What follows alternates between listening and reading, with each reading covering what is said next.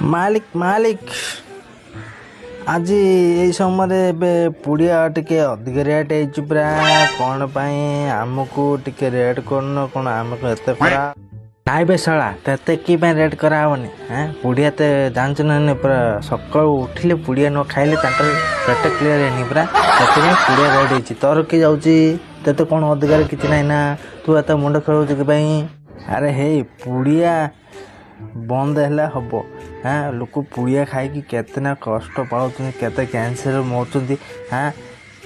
ମଣିଷ ଭଳିଆ ରହିଲେ ସିନା ହବ। ଖାଲି ଗୁରୁ ଖାଇଲା ବେଳେ ଖାଲି ଗୁଟକା ମଦ ପାଣି ସବୁ ଯାକ ଖାଉଛନ୍ତି। ଲାଷ୍ଟ ଭୋଗୁଛନ୍ତି। ଆମକୁ ଆମକୁ କହିଲେ ଶସ୍ତି ମିଳିବ। ଖାଲି ଗୁଟକା ପାଞ୍ଜରା ଦେଇକି କ'ଣ ମିଳୁଛି ତୁମକୁ? ଏବେ ଦେଖ ସକାଳ ପରେ କେତେ ରେଟ୍ ବଢ଼ିଲାଣି। ଲୋକ ବି ଛାଡ଼ୁନାହାନ୍ତି, କ'ଣ କରିବ? ଆରେ ଆଳୁ ତୁ ତୁନି ପଡ଼େ କିଛି କହନା। ଆରେ ଲୋକଙ୍କୁ ଯେତେ କହିଲେ କ'ଣ ଆଉ, ଲୋକ ଖାଉଛନ୍ତି ନା ନାଇଁ? ଏବେ 10 ଟଙ୍କା ହେଇଛି, 20 ଟଙ୍କା ହେଲେ ଲୋକ ଖାଇବେ ଆଜ୍ଞା। ନ ଖାଇକି ତୁନି ପଡ଼ିବେ କି କହୁନୁ? ଶଳାମାନଙ୍କୁ ଯେତେ ବୁଝେଇଲେ ଲୋକ ବୁଝୁନାହାନ୍ତି ଆଜ୍ଞା।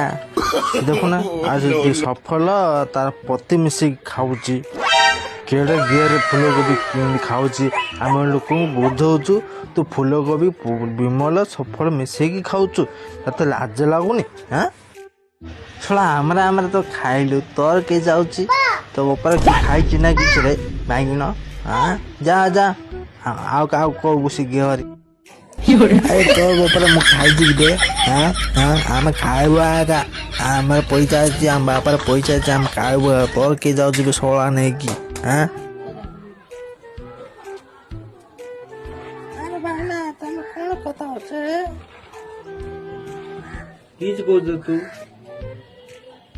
ଜାଣିନି କି ପୁଡ଼ିଆ ରେଟ୍ ହେଇଗଲା ବୋଲି? ସତରେ କିଏ? ସଫଳ ବିମଲ ରକେଟ ସବୁ ରେଟ୍ ହେଇଗଲା କିଏ? ତମେ କହୁନ କି? ଆମେ ତ ଜାଣୁ। ଆଉ କହିଥିଲେ ଆମେ ଗୋଟେ ପ୍ୟାକେଟ୍ ଧରିକି ଆଉଛୁ ରୁହ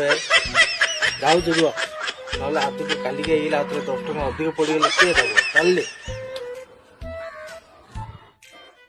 ଭାଇନା ତମେ ଯାଉନ ବା, ପୁଡ଼ିଆ ଯାକ ଖୋଉନୁ ବା। ଯେତେ ମାଟୁଛୁ ମାଟେ, ସେ ଦରପଟ କାଟେ। ଲୋକ କହିଲେ ବି ଶୁଣିବେନି।